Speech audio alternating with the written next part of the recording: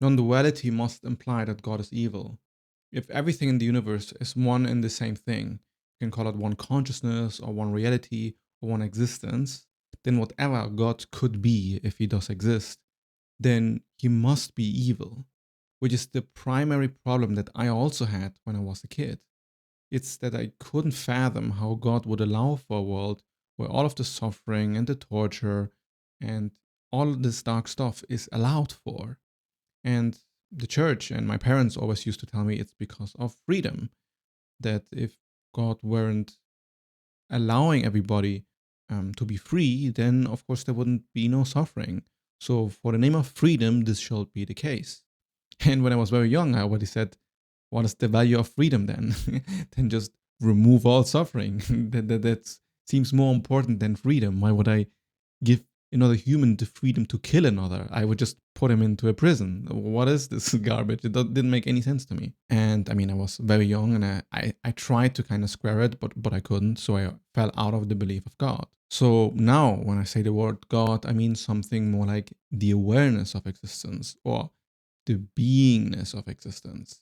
Yeah, Brahman is the words that is more known in Eastern traditions. But whatever you want to call existence, the difficulty that everybody has with it is that it seems evil. There are so many horrible things that happen that we are just supposed to kind of accept. And all spiritual frameworks and all philosophy is really about kind of accepting or dancing around this potential for pure evil. And now people might argue that there is no such thing as real evil, like as some metaphysical, truthful way, because it's all subjective. But I don't want to go into this right now, because in the moment you start to torture a baby, this kind of argument kind of falls flat. We understand evil intuitively because we understand suffering, because beingness is real. So whatever drove existence to exist, it is familiar with what suffering is. This means that it understands its own potential, yet still it wants to keep procreating. And really, procreation and evolution is one of the worst examples for God to make its case. I noticed this too, like when I was growing older and I started to learn more about science and biology. Evolution is brutal. Nature is absolutely awful. The amount of animals that hurt each other, like, I mean, of course you get killed and eaten, but beyond that, there's also some torture in animal kingdom. There's a lot of rape in the animal kingdom. And it's not that it's just animals. It translates to us, of course, perfectly as well. But it's not just that all of this exists, but evolution rewards it. You're rewarded for killing others and not be killed. You're rewarded for raping another being and then transmitting or infecting like a virus the genes that you have. So whatever beingness or existence is, if it is an awareness that watches us or is aware of itself, well, then it seems to love how we kill each other and how we force ourselves upon another.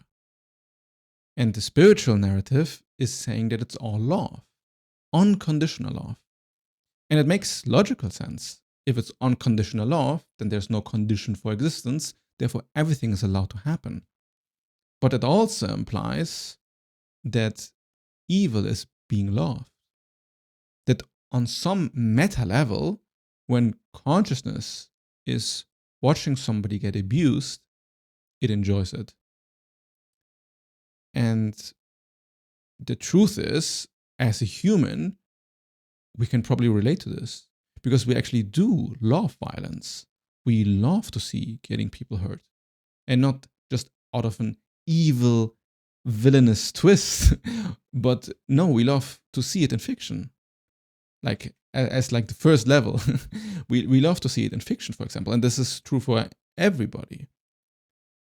We see what we're capable of, and we kind of have this pull to click on things that deliberately tell us to not click on them. Something that might be kind of dark or dangerous. We are pulled to evil.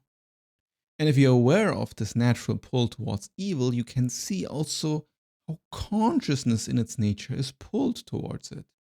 Like it wants to explore it and test it and see what it is actually about. Like as if when you witness something that is evil, let's move from fiction to like actual crime videos, and you're just so fascinated that this has actually happened, that humans are capable of such evil, there's some morbid lust in it. And you might say that when you feel into this, you can kind of maybe get to wherever unconditional loving God would be at. To be like, yeah, I can see the pleasure in the horror. Now, to accept this is very difficult, or to see this and be okay with it is extremely difficult. Everybody has their own blind spots on how much they can actually tolerate. But if you take existence as a whole as like an existential question, then it seems that there's no limit to what horrors are possible. We have nuclear wars, for example, that if you really let this get to you and imagine what it actually would look like, then it would be literally hell on earth. Like forget all the biblical stories about what it means or whatever religion you want to take. We can actually create it. We nuke the entire planet and create a hellfire, and we all burn to a crisp. Maybe not for eternity, but I mean, those who are not in the immediate blast radius of a nuclear bomb just get the skin burned and don't die. So hey, so there's always the possibility for more suffering, and that's what's so uncomfortable about non-duality, because it implies it is kinda willingly, or that there's even some delight to be found in it. Now, all of this has a conclusion that is very difficult for the human to come to terms with. And it's not just that God is evil. I mean, in this context that I've established what God means here. But it's not just that God would be evil, but he would actually like what is happening. And not just that, but you would be an extension of that. And you would be evidence of this being the case. All the ways in which you have been evil before, or tend to be. Now, for a lot of people, this exploration of the dark aspects of the human psyche gets actually confronted with in sexuality, specifically in BDSM culture, where power and dominance, humiliation and submission, and actually inflicting pain to somebody, like sadism and masochism, is being delighted in. Like you, the point is to experience pleasure and also self-acceptance by putting yourself willingly in these situations where you're either being evil inflicted upon, or you're just inflicting it yourself. And in a way, it is sort of a somewhat, you could say, a therapy mechanism of the human mind to engage with the dark aspects of his own psyche in a way that is actually positive. The same we do with fiction, because we remove the layer that actually makes it bad, which is the genuine suffering that happens on the other side. But the moment you have two consenting adults, well, now it's not that bad anymore. It can even be pleasurable in some weird psychological way. Now, if you are an all-conscious, omniscient God, imagine what kind of kinks you would have. Now, a lot of my work actually consists in helping people accept what kinks they have. And I don't mean it just in a sexual sense. It means in whatever is driving them to be how they are, but they are judging themselves for as evil. Because almost everybody has something they enjoy that they cannot admit to themselves or to other people. And more often than not, it is actually not that bad. And it is being seen as bad by the imaginary people around them. Like most of the time, it's the secret that you don't want other people to know, because you imagine how would they look at you if they knew that secret. and then a lot of shame and hiding from the evil parts of you is actually just about not getting judged by your outer circumstances. There are so many, especially like since we were on the BDSM topic, especially in sexual terms, so much stuff people enjoy that directly connects to the darkness that I've been talking about. And then to find a way within yourself to see it as a natural extension of your humanity, something that you could say is in the collective unconscious, and then to say, okay, yeah, that's okay, and it's a part of me. And I'm using sexuality really just as an example, but there are many aspects of us that work this way. Suffering gets weighed heavier in the mind because our entire survival and, of course, well-being depends on it. But you can also read the opposite narrative. You can truly look at the freedom aspect of it all and can see the good in it. You can see that, well, if you were to limit one thing from reality, like the inability to feel pain, well, now you have limited reality in a way that biological organisms, the way we know them, couldn't exist. Meaning that your parents wouldn't exist, or your children, or your other loved ones, or your favorite video game, or your passion, or BDSM. The moment you remove one component out of existence, you destroy everything. Because for things to be how they are, it requires a sort of willingness for unlimited potential. If you notice how odd it is that I'm even communicating to you right now without, clearly being at your side, just transmitting it from the other side of the planet, I mean, depending where you're at. How could you even come up with this? Reality is absurd to the core. Like everything that we look at is absurd. And oftentimes it requires to lean into the absurdity to start to get this sweet tingly feeling that the fact that things connect with each other has in its nature something loving. And it's also the case.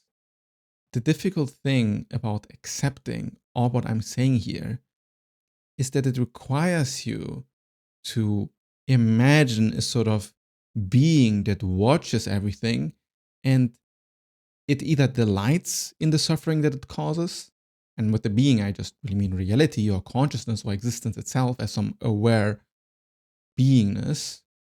So it either delights itself in all of the suffering, or it is just utterly indifferent towards it, which gives more of an atheist vibe for just the mechanical cold nature of existence, which is, I think, what most atheists feel like when they think about, just the cold nature of reality. They wouldn't necessarily imagine the cold nature of God.